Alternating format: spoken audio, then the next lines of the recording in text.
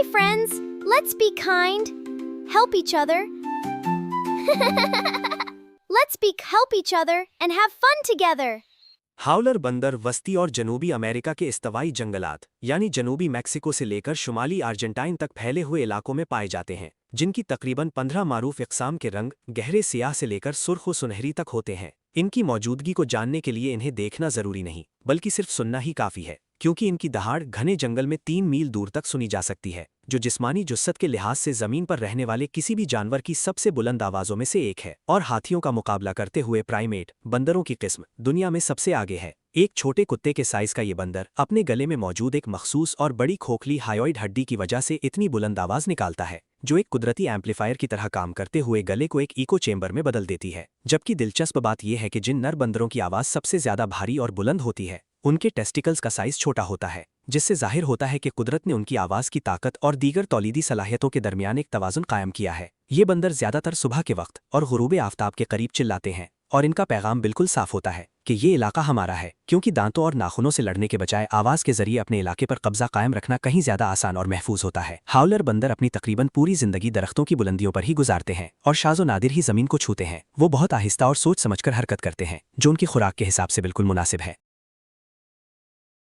क्योंकि वो बुनियादी तौर पर पत्ते खाते हैं और इसके साथ साथ फल और फूल भी इनकी ग़िज़ा का हिस्सा होते हैं।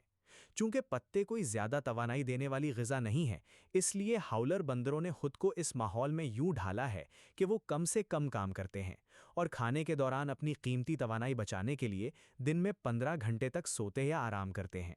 ये 5 से लेकर तकरीबन 20 बंदरों के ग्रोहों यानी ट्रूप्स में रहते हैं, जिनकी क़ियादत एक नज़्म-ओ-ज़ब्त के तहत होती है, जो उनके ग्रोह को मुनज़्ज़म रखती है और इलाके का दिफ़ा करती है। और ये दिफ़ा लड़ाई के बजाय ज़्यादातर आवाज़ के ज़रिए ही होता है। इनकी हैरत अंगेज़ आवाज़ के अलावा हाउलर बंदर माहौल के तवाज़ुन में भी एक अहम किरदार अदा करते हैं। जब वो दरख्तों की बुलंदियों पर फल खाते हुए हरकत करते हैं, तो वो जंगल की ज़मीन पर बीज फैलाते हैं, जिससे नए दरख्त अपने असल पौधों से दूर उगने में मदद हासिल करते हैं।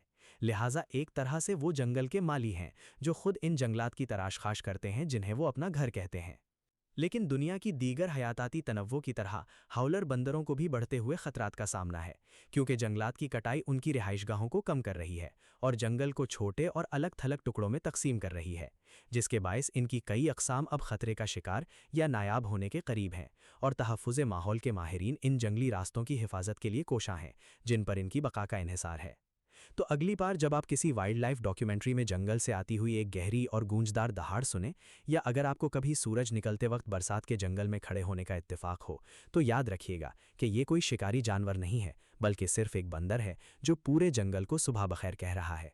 और अगर आपको हयातातियात की दुनिया के इस सबसे बुलंद आवाज़ वाले रिहायशी के बारे में जानकर अच्छा लगा, तो हमारी जंगली दुनिया की मज़ीद गहरी मालूमात के लिए सब्सक्राइब का बटन दबाएं और मुझे कमेंट्स में बताएं कि आप अगली वीडियो में किस जानवर के बारे में देखना चाहते हैं।